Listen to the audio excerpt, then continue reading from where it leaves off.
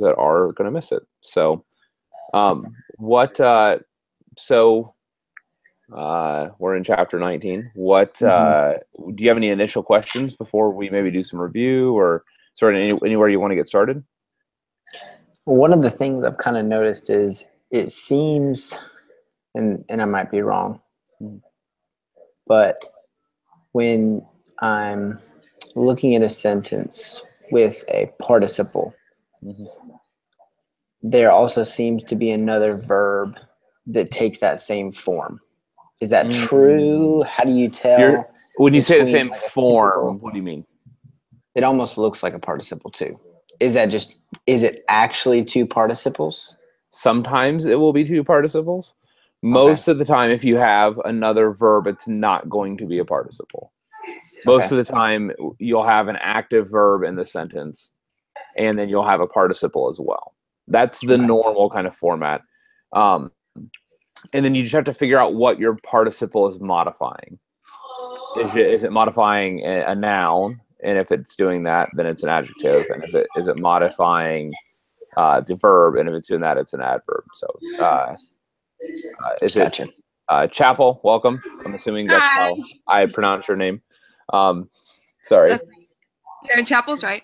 Excellent. Welcome. I was just talking with Aaron on how just answering kind of some general questions. And so when you do see participles, what you're going to want to do is look for either you're going to want to look to see what it's modifying. And we talked about this a little bit last week. Is that either it's modifying your noun, or if it's not modifying a noun, it could be standing as itself as a noun if it has a definite article. So it's either a substantive or it's an adjective modifying another noun, or it's going to be pointing back and modifying a verb in some way, and that's also a possibility. And that's that flow chart that I showed last week that I linked into the page. That kind of it's just the best way to navigate that is just kind of ask that series of questions to kind of walk through those different possibilities. Yeah, and that was really helpful. Good. Occasionally, what you will see is you're going to see the verb that the participle is made out of will sometimes match the actual verb in the sentence itself. So it would be like he said is going to be the verb, and then the participle speaking is also then in that. So it would be like, wow, like, and if there's a disjunct between the number, it could be like, while they were speaking, he said. And so it would communicate like an interruption. Or it could be something like speaking, he said. It's double emphasizing that like similar idea. So that'll happen occasionally, and it's really funny when it happens. But would that also be the case when the participle is acting as a substantive? Well, I mean, it would be creating a noun. So it might be something like the one speaking said. Right. Yes. Yeah, and you could see something like that easily happening, where your actual verb is going to be the same thing that is being turned into the noun as what is the actual active, the primary verb in the sentence. So that's a possibility as well. Chapel, did you have any other questions? Just as we kind of preliminary. Normally the format, what we've done is that I'll ask some just opening questions just to have kind of catch up stuff, and then if there's no like targeted questions, we'll move into kind of review for the next chapter. I'll go through some slides and we'll just kind of talk through what those are. Yeah, I didn't have any specific questions. Okay. Alrighty. Well, then we'll jump. Go ahead. No. Okay. We'll dive right into the slides then. So let's see if we'll share this, and I'll make sure that it's actually functioning for you all.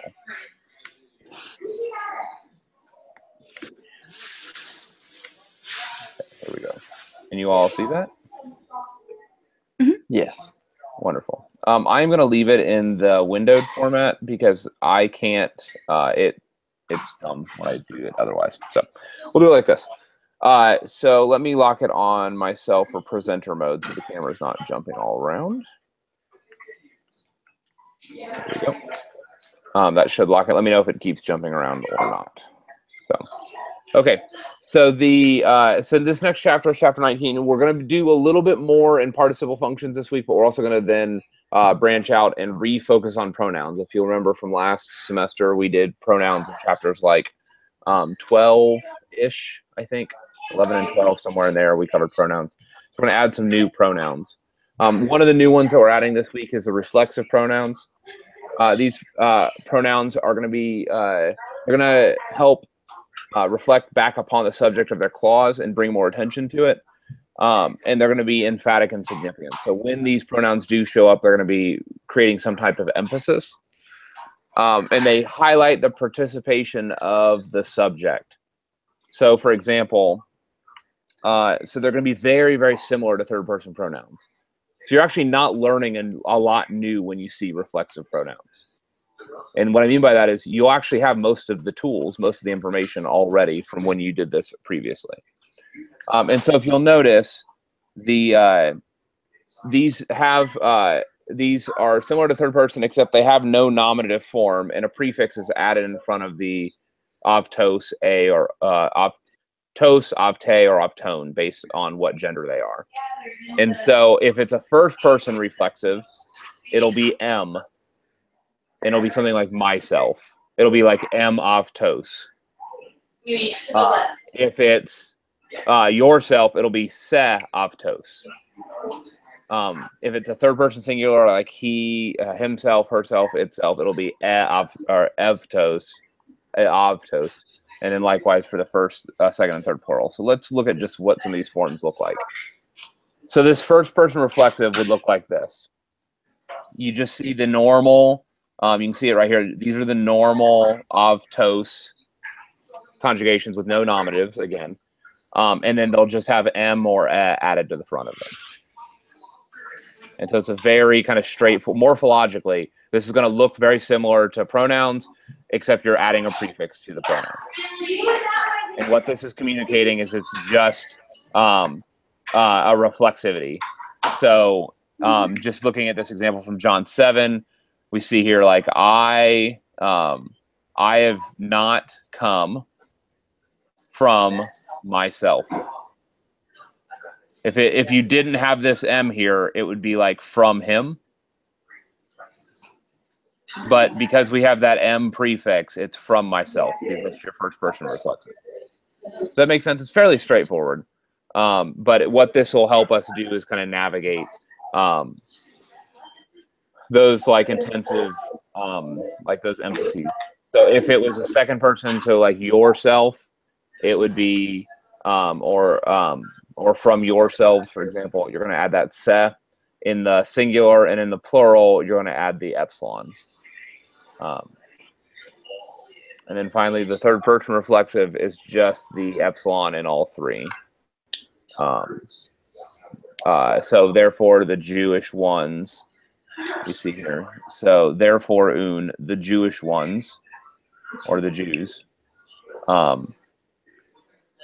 Yeah, this probably be Jewish ones, because this is actually an adjective here. And so it's being substantivized by that definite article. So the Jewish ones, the Jewish officials. Therefore, the Jewish officials said, epon, pros eavtus, which is said to themselves. Said to one another or to themselves. Does that make sense? I think so, yeah. So again, these are going to function basically like normal pronouns. It's just instead of doing a he, she, or it, it's going to be himself, herself, themselves, myself, yourself, things like that. And this go ahead. And so the endings for like the genitive, dative, yep, accusative, that's going to depend on the preposition that it's being used with. Yeah, again, it'll just map to all the endings for optos. And so it'll be, if it's masculine, it's going to be the second declension endings. If it's feminine, it's going to be first declension endings. Neuter is going to be second declension. Yes. Okay. So how do you tell The plurals? yes. Yeah, that's the go. Excellent question, and that is going to be the challenge. Is context. I know that's a painful thing to say, but you're going to have to just, and it's the same thing with all pronouns. Let me just like we always do this, especially for like the he, she, or it, that third person. Like you always have to jump back and see who that's referring to. And it's always an issue of context. And normally when these reflexive pronouns don't get deployed very often. They're nowhere near as frequent as normal pronouns. And because of that, oftentimes the context itself is going to make it fairly clear what's going on. Sometimes it won't, but most of the time it will. And so I would just kind of follow your gut on those. And normally that's going to point it out. And that's a piece of advice as we move forward, just more generally. The deeper we go into this textbook, the less frequent everything you're going to see is. Because part of what Long taught was he taught you the things that have the highest occurrence first. And then the farther we go, the less you're actually going to see any of these things in the text, because it goes to the more rarer and rarer formations and stuff like that. And so you're going to see normal pronouns much, much more frequently than these things. And so like if you look back at so chapter 19 in the vocab, obviously we're adding possessive pronouns into our vocab. The first person let me do the reflexives rather. The first person reflexive only has 37 occurrences in the New Testament. The second person reflexive only has 43. The third person has quite a few more at like 321. So if you're gambling and you don't know the context, it's probably third person statistically, because you get a 10-to-1 odds on the other two for how often those occur. Like if you're just unsure from the context, it's easy. It'll be easy to guess the himself, herself, themselves. So you can utilize. I don't advise this in the long term, but in the short term, you can utilize numbers in the statistics to your advantage for these types of things, especially when, for example, with the reflexive, the myself, yourself is going to occur a lot less frequently than itself, himself, herself. I know that that's not real helpful, or maybe it is. Who knows? So in the long run, I would say, and if you guys are in 502, then I would hope that you guys are considering, keeping up with your Greek competency, and because you are investing 2 classes in it. What I would say is that everything's up for grabs when you're translating. And what I mean by that is that you guys are really being empowered to make these decisions. That's part of what this is. And you're being equipped to do that. And so even though like logos, for example, or one of the interlinear text may say, oh, this is a third person, this is a reflexive third person plural. Well, morphologically, that's going to be same as the second person plural. If you have compelling evidence from the context that it's actually a second person, you're being equipped to make those calls and make those decisions. And so even though I said, playing the odds, the reality is that somebody made that call at some point in time. So so don't just play the odds, because hopefully if you are like when you get to the point of where like as a competent translator, you should be able to make arguments as to which one and what the case is. So does that help? Does that make sense at all? Hypothetically, you may not feel that confidence now, but it'll come. Trust me, someday. You will get there. Let me encourage you. I was definitely in that world for a very, very, very long time. And so I am probably the least likely person to be teaching this class. Let me say that. So, okay.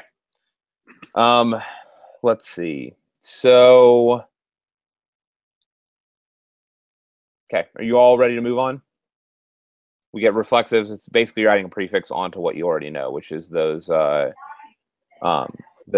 singular. Okay, so reciprocal pronouns. So we've done reflexive. Reciprocals only have 100 occurrences in the New Testament. Okay, so this is another one where like this is much farther down that kind of that chain of like higher occurrence stuff. The reciprocal pronoun is always plural, and it carries the notion of a group of people acting in relation to themselves. So they're doing some action upon one another.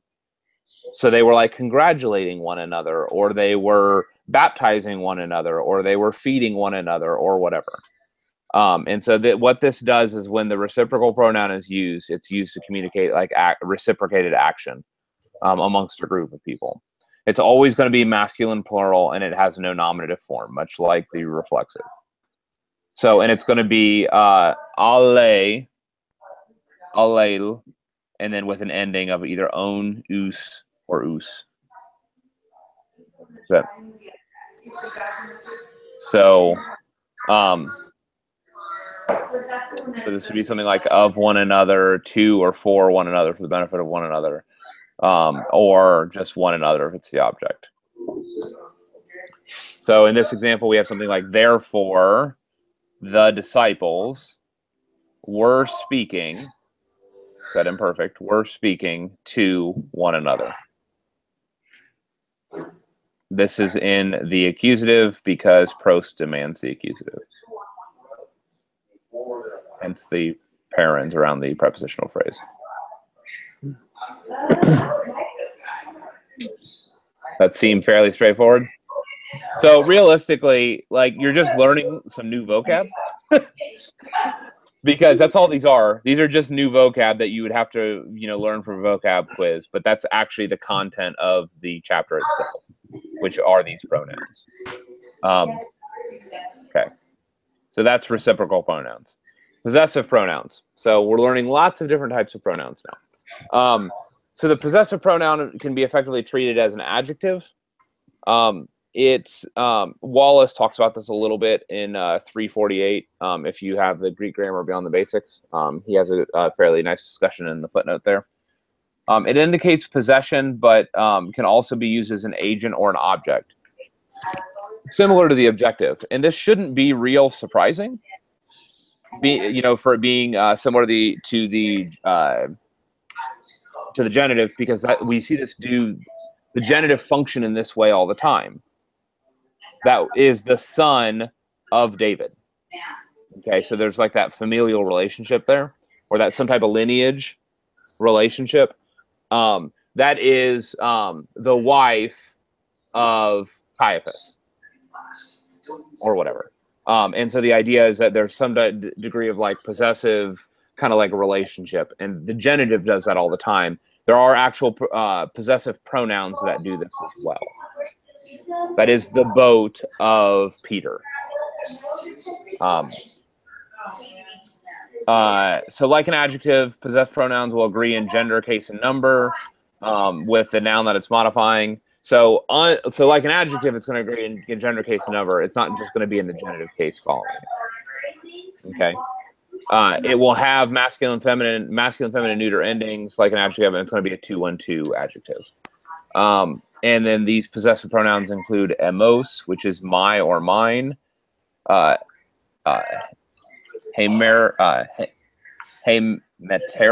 which is our or ours, sos, which is your or yours, and then humeteros, which is your plural. Now, again, contextually, like these possessives has a fairly low frequency. Emos happens like 68 times in the New Testament. Sos, which is your or yours, only occurs 24 times. The hemeteros only occurs 7 times in the New Testament. And then the humeteros only occurs 11 times. So these have fairly low occurrence, and you can actually see that. I've notated that here next to each of those, their occurrences. So it's not going to be real common, is what I'm saying here. For these examples, the first attributive, here's an example of this in the first attributive. So into my name. So you see the possessive is there sitting in that first attributive position in between the noun, onoma, which is name, and its definite article. It's a very standard adjectival first attributive position. Go down to the second attributive, you see it down here, the same phrase, into my name. You have that that definite article with name next to the possessive pronoun with the definite article. So, does that make sense? Again, fairly straightforward. There's not anything real tricky in any of this. So, and then finally, the indefinites, indefinite relative pronouns. While this is a combination of relative and indefinite pronouns, it functions as essentially a relative pronoun. So we've done it relatives, but now we're doing indefinite relatives.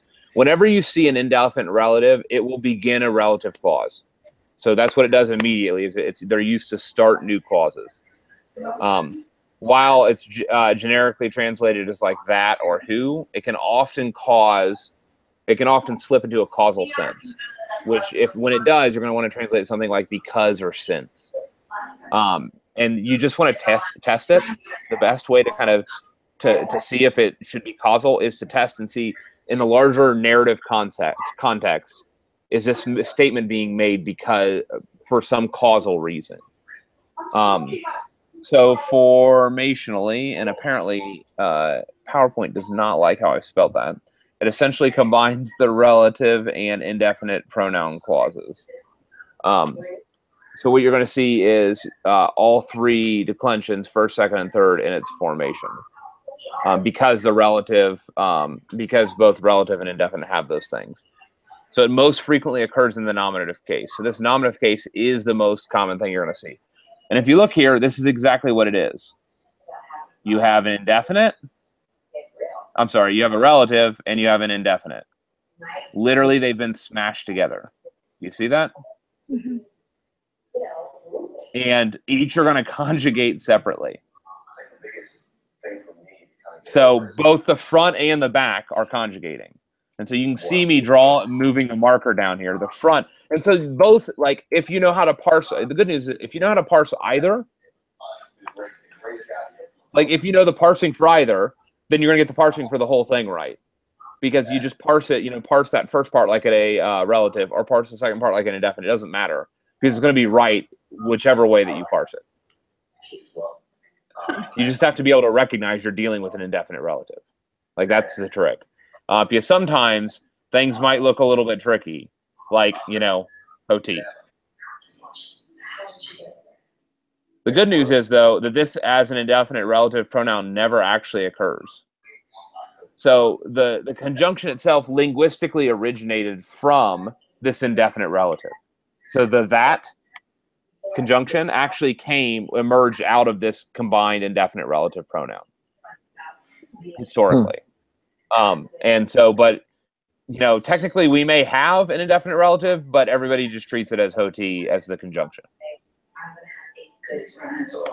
So, fun.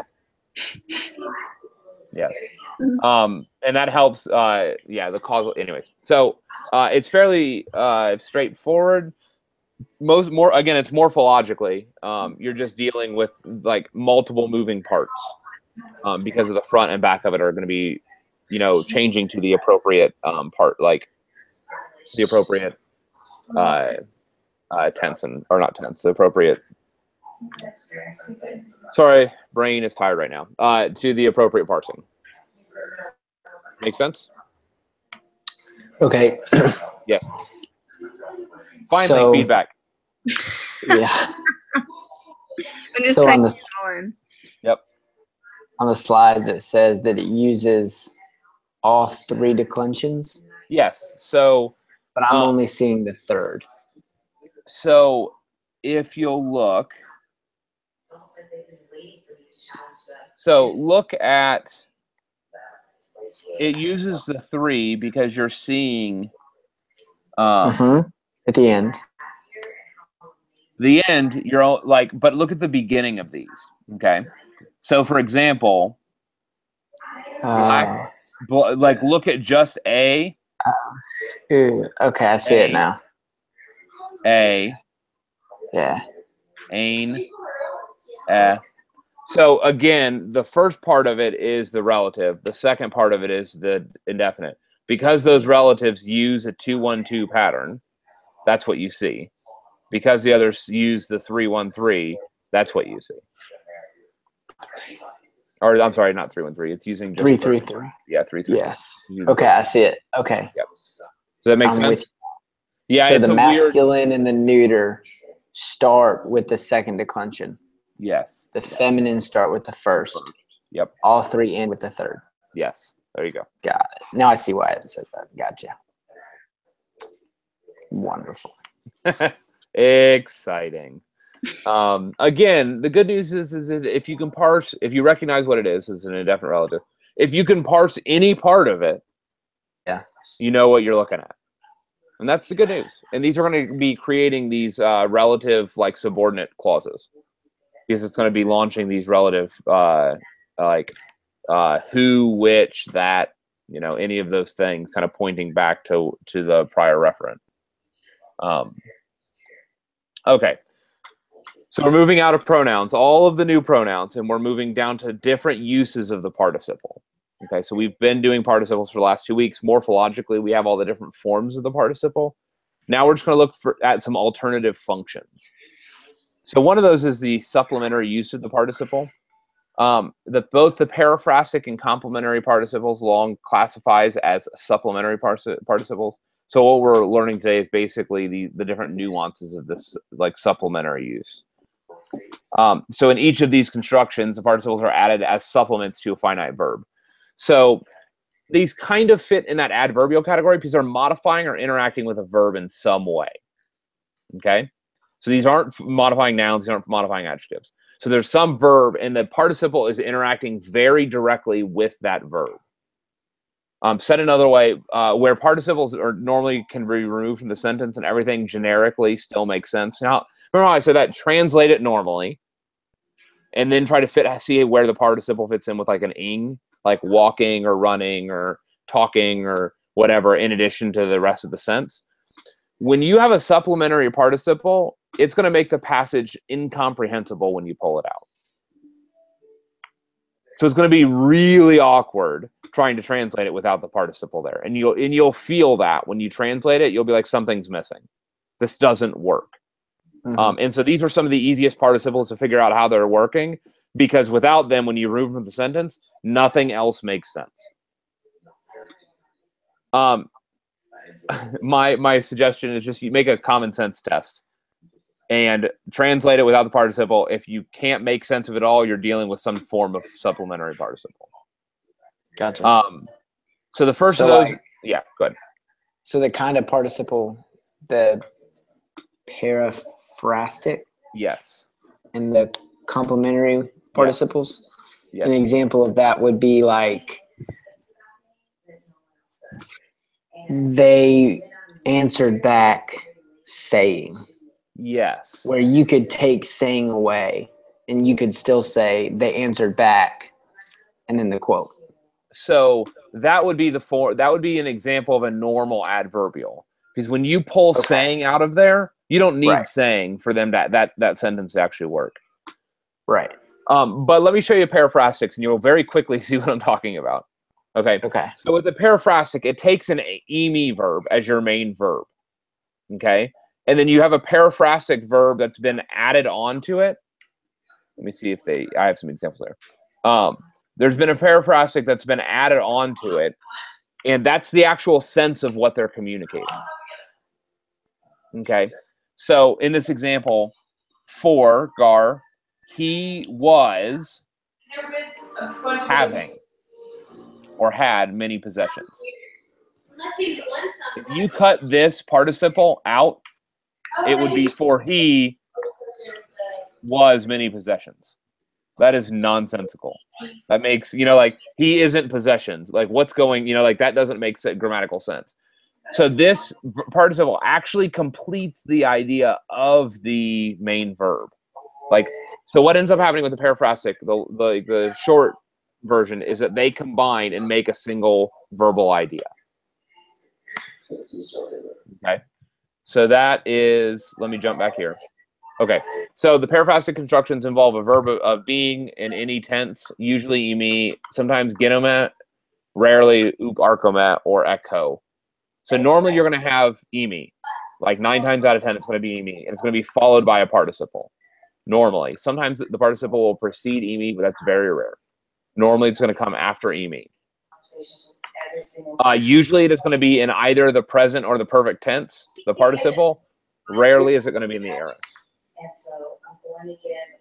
So the examples that we give are only the present and the perfect. That's all you're going to get tested over. And it'll be emi in one of these tenses. I don't need all those. Just the perfect, imperfect, future, present, imperfect. And the participle will either be in the present or the perfect. And they actually combine to create a new finite tense for the entire verbal idea. Okay? So think about when we were translating emi, there was this progressive idea or this progressive sense. Okay? Baked into the present tense, as well as, so in the present we would have something like he says or he is saying. The is saying is more like the progressive ongoing idea as opposed to says, which is like the simple present. Does that sound familiar at all? No? Kind of. Kind of. Okay. So what the participle is doing is it's mimicking the progressive present, or that is saying. Because in English, you actually have two verbs there. In English, it's actually mirroring the English construction. Is emi. That's, that the to be verb. Is saying, is praying, is doing. That ing verb is your participle. So paraphrastics are combining to make a new verb. So if you have, and you want to look, generally what's going to happen is that the finite verb is going to govern the participle. So the tense of the finite verb is going to govern the participle. The only exception where that doesn't occur is in the perfect, where the perfect it'll either be the perfect or the pluperfect based on whether the emi is in the present or the imperfect. And so this is how you're going to translate it when these occur. So if you were to be asked to parse this, which you never will in 502, like as a construction, like this is not something we would ask you to like do. But in intermediate, like this might be a question where it'll be like, identify a periphrastic construction in a passage, like you're given a passage. Identify the periphrastic construction and parse each of the individual components. And if they said that, you would parse the verb individually, you'd parse the participle individually. And then if they would say parse the entire construction. And then you would provide whatever that last column is for how those two things combine. Okay. So let's do some examples. Okay, so the hallmarks of the periphrastic, like how do you know if you're dealing with a periphrastic? You have an emi and you have this other participle just kind of sitting there and right next to your or near your emi. The periphrastic participle is never going to occur with an article. If there's a article preceding the participle, you're not dealing with a periphrastic construction. This is why on that flow chart it asks, do you have a definite article? If no, then it goes over to the adverbial side. And the periphrastic sits over there with the adverbial. It'll almost always be in the nominative case, the participle will. The participle will agree in number and subject. We'll agree in number and gender. That should say and gender with the subject. It will occur near the verb, but maybe separated by modifiers or other objects. So to jump back to this example, we did this one.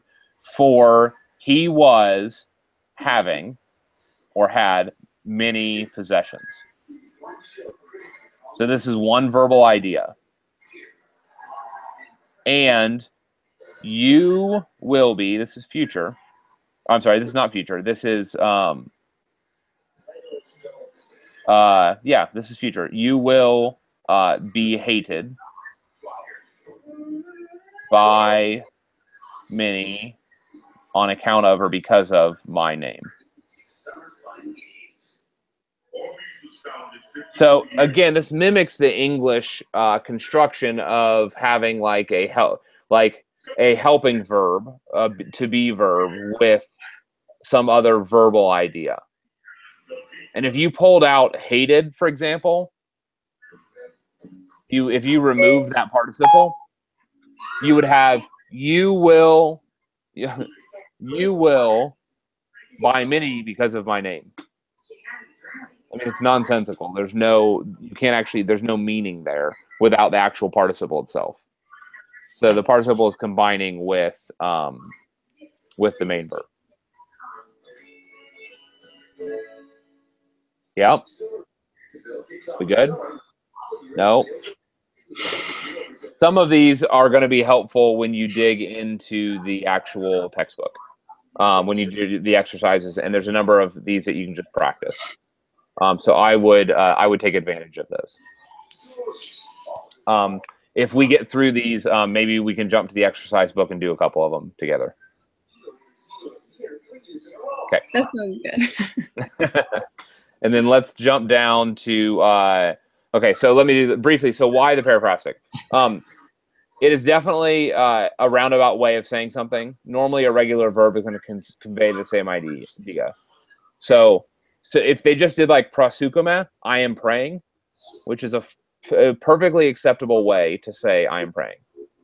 You could also do me and then the participle of praying and also communicate I am praying. So it is a longer, kind of more extended way of saying an identical thing that could be done just by the shorter version. Normally, it's accepted that the purpose of the periphrastic is to emphasize the verbal action by drawing more explicit attention through the construction. All of that to say it's just emphasis. They're trying to emphasize whatever that participial action is, and so they stretch it out by creating this this construction. In classical authors, it's been asserted that the periphrastic descriptions are considered more vivid and graphic because it drew the attention in, because they extended the verbal idea. It's a more vivid kind of construction. So complementary uses. While it's not common, complementary uses of the participle need to be mentioned. Certain verbs in Greek need their verbal ideas completed with another verb. Sometimes the participle functions in this way. So to use it, this use is different from the periphrastic because the periphrastic is expressed a simpler way.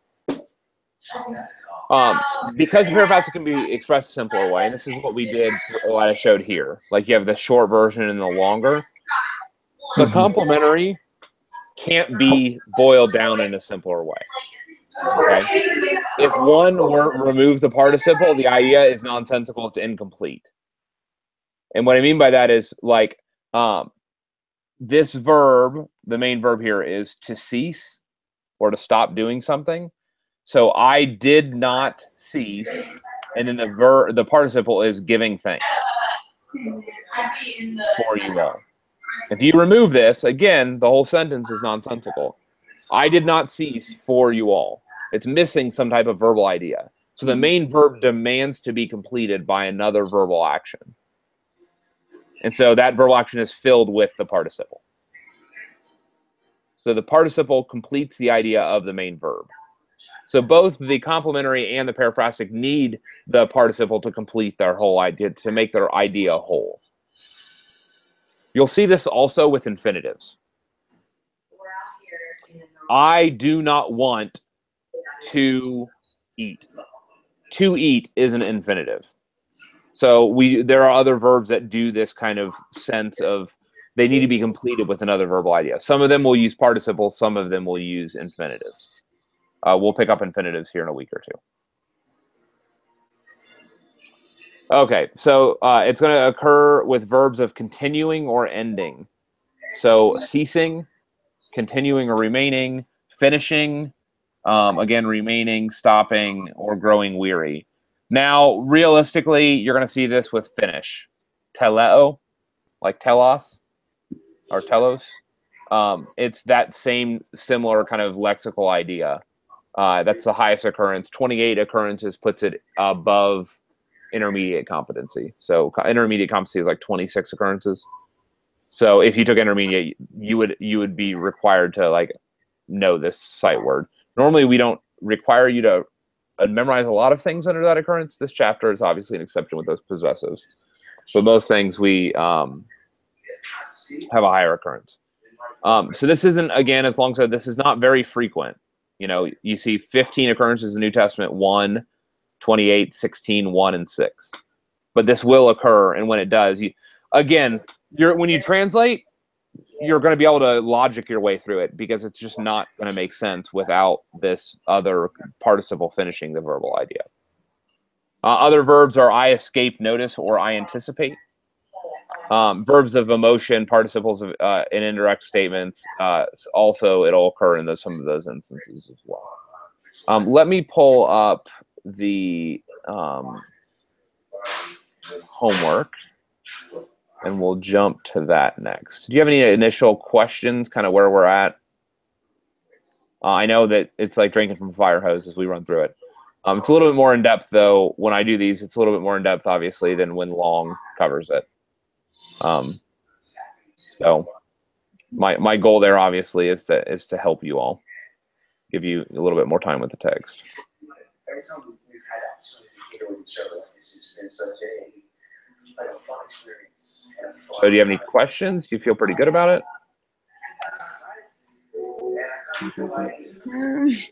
I'm not going to go straight to I feel good about it, but it makes sense when you're explaining it. So good. Well, that is encouraging, at least. It's a nice start. And then, so let's jump to, let me close this. And then I'll jump over to,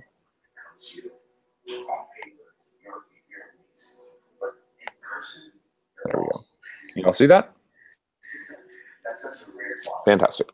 And I figure we would just do some paraphrastic translation, so that you can kind of see how do you want to start with the paraphrasticks?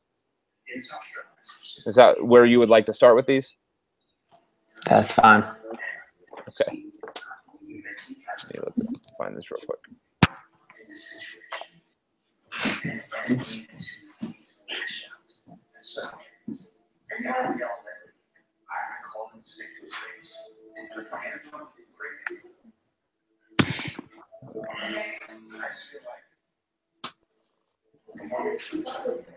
Okay. So normally when I work through exercises, I have a method, and I've talked about this a little bit for those that have been in Hangouts. I realize that we haven't done a lot of Hangouts, and thus I haven't had the chance to walk through this with you. But normally when I do any type of translation, I have a series of steps that I go through. And I actually developed this to help me manage anxiety. Because I historically, if you watch the video, I did not do very well in language initially.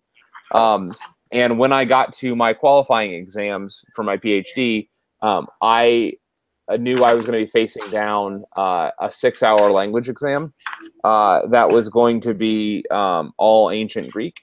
And it was going to be me translating between 60 and about 90 verses in that window of time. And so I knew I couldn't freeze up. I knew I didn't have time to not move forward.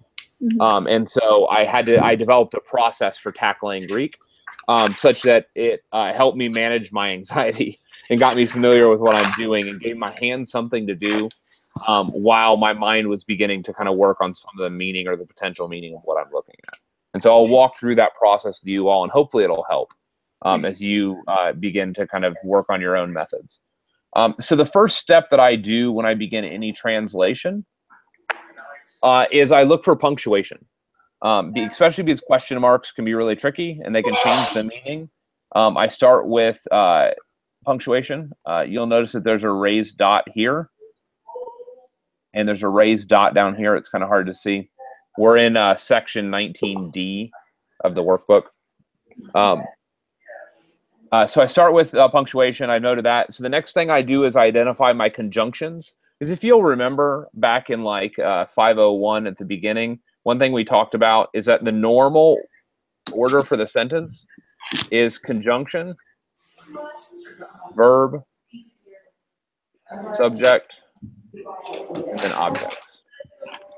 And those subject objects are going to be something like direct and indirect. So that's the order that you're normally going to see things in. We learned this like chapter 1, chapter 2. And so basically what ends up happening is that this is the actual process itself.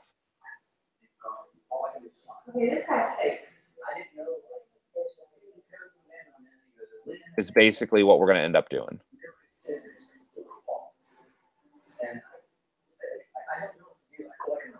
And then the other thing with that is I just break these objects down to direct objects like this.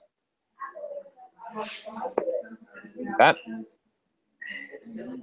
Which these will then break down to case. This is basically just a case in Greek. So the nominative, accusative, dative. So basically all you're doing is you move to the sentence, you're identifying these things. And normally, and the other thing you're going to look for is that after each one of these nouns, you may have a modifier. So you could have a genitive modifier.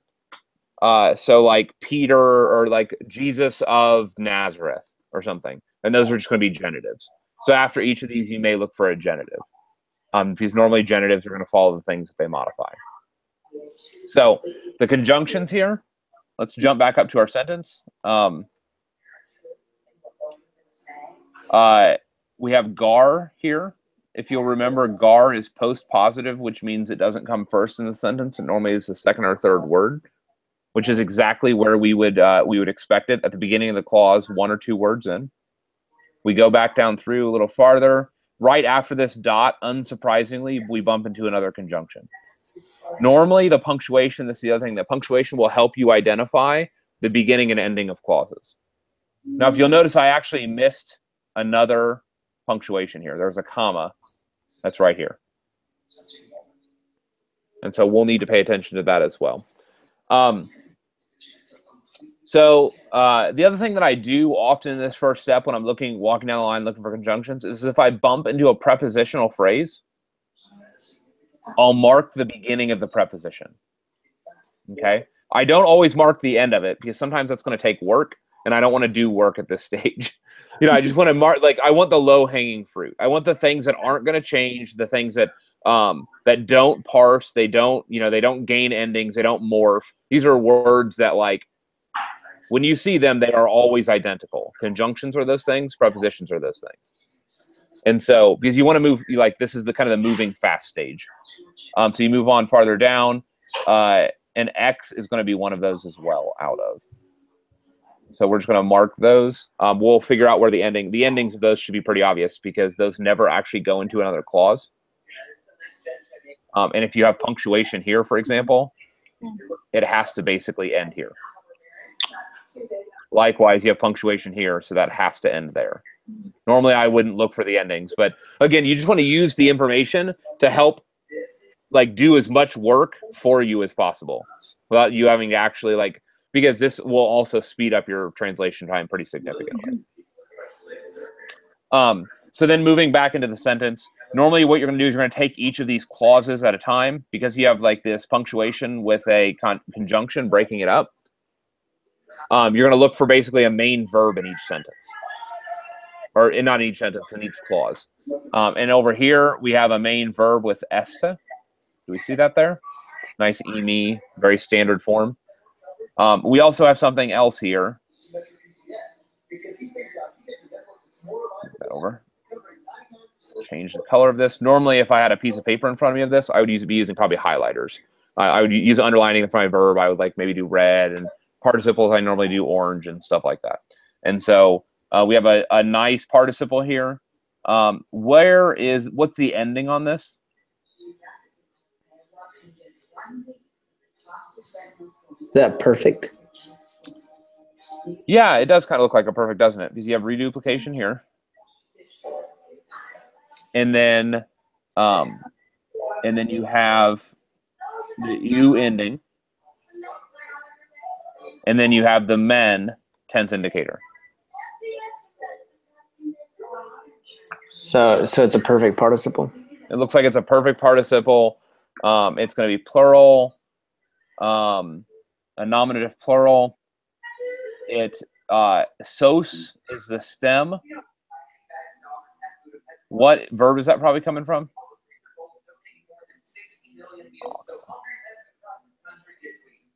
Is that sozo? Yeah, it's sozo. So say like save or saved. Mm-hmm. So we're not doing that yet, though. Like Okay. we're not translating. We're just marking up, and that's a big part of about this process. Is that like as you're going through, like if you like have like flash insights as to what you're probably dealing with or what tenses and stuff like that, you can mark that down. But what you're really trying to do is just mark up the sentence. Okay. And so what you'll do then is you'll go back through when you're translating and figuring out what each element is. But what this does is, especially for those that are prone to anxiety, like myself, it helps slow down the process of translation while still making progress on the translation itself. Mm-hmm. And you'll notice this is paired with this eme, that is suggesting to us that we might have a periphrastic construction. We have, let's jump back here to this unmarked area. What case is this in? For this first word? That definite article should clue you in. Oh, the Ada with an iota subscript. dative. It is a dative. And which means that we're probably dealing with, we'll mark this with a dotted line, which is long standard markup. We'll do that with a dotted line as well. So this is dative, and then the iota at the end of that kariti, which is also kind of what we would expect. So nothing real surprising here, so far at least. Oh, come on. Nope, that's not what we wanted. Aw. Yikes. I'm having all kinds of problems over here. Okay. We'll just do that. Okay, so kariti, dia pisteos. And then we have this break, and then we go into the second clause. So where's our verb here? Do we have a verb?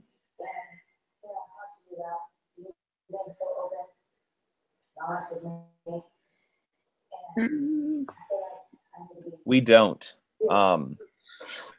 And in fact, what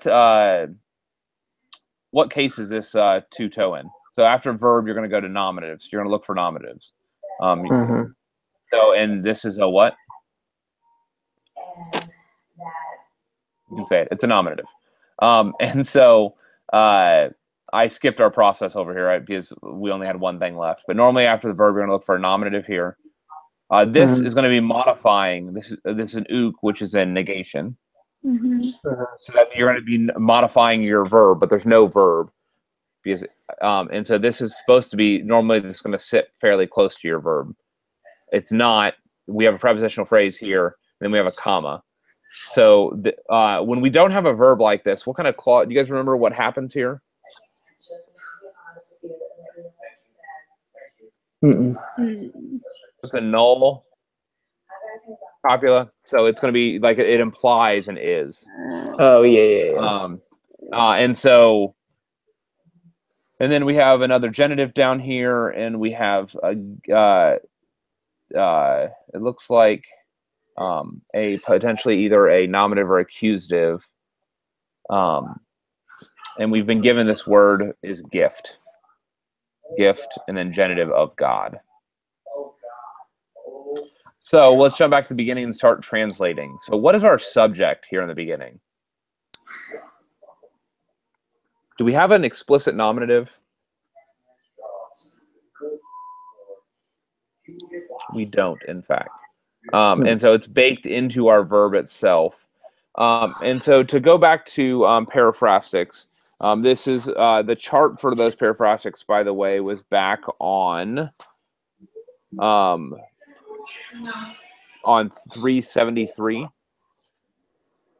So what we're looking at is we have a esta. Is that present or imperfect? Present.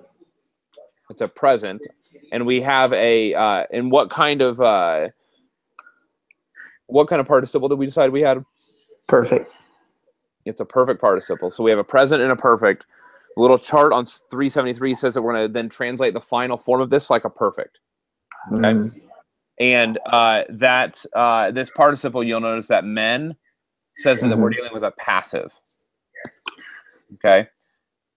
Because that's what that tense indicator communicates to us right there. Let's see if I can get an arrow out of it. No, I can't. It's being difficult. Okay. So it's going to be something like esta is you. Yeah. That guard is going to be for. So for you, this is a perfect. You have been saved.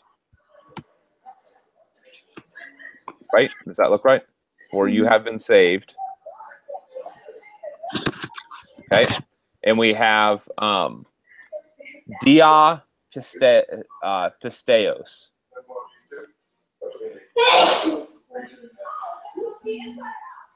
Through. Right? Does that sound right? Yeah. Through faith. And because we have a raised dot, which is a clause break. Cat is probably and, or it normally is at least. And to toe, this is not ex humon, something like from you or out of you. And then it's going to be kind of awkward because it's basically going to be the gift of God. Now, this gift is in the nominative.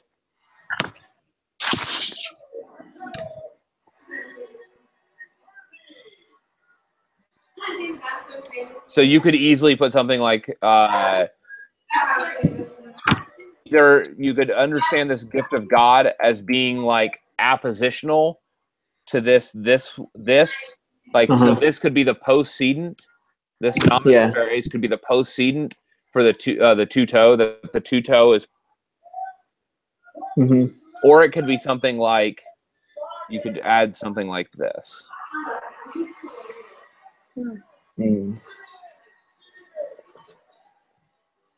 Either would be acceptable. You get full credit for both of them. You'll notice with partial credit, if I can get there using the logic, like using the kind of the appropriate like linguistic, like some of these additive stuff, then I'm going to give you full credit for it. So does that make sense how we got there? I know it probably just looks easy when I walk through it. And it probably, I'm sure it doesn't feel that way when you're doing it. But yeah. So let me ask this before we wrap up. Do you guys have any questions about this or anything else we learned this week?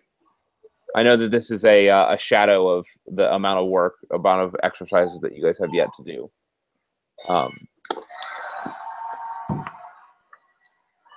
Is it helpful? It's super helpful. Okay. So for the rest of this week, if you guys have any additional questions, if you need help on exercises, if you need more time, if you want to come back to me with specific exercises, questions, let me know. Either I can answer it by email, or I can set up a Skype and we can do and I can answer these questions. So, okay, we feeling good? Better? At least better than where we were? Better, definitely. Okay, I'll take better. Excellent. Well, I am glad that was at least helpful. It's not easy. Learning a language is not easy. Learning a language at distance, largely not in dialogue with other people, is even more difficult. So you guys this is not an easy task you all are undertaking. So please let me know if there's anything I can do to help, and I will make sure to see if I can get you that help.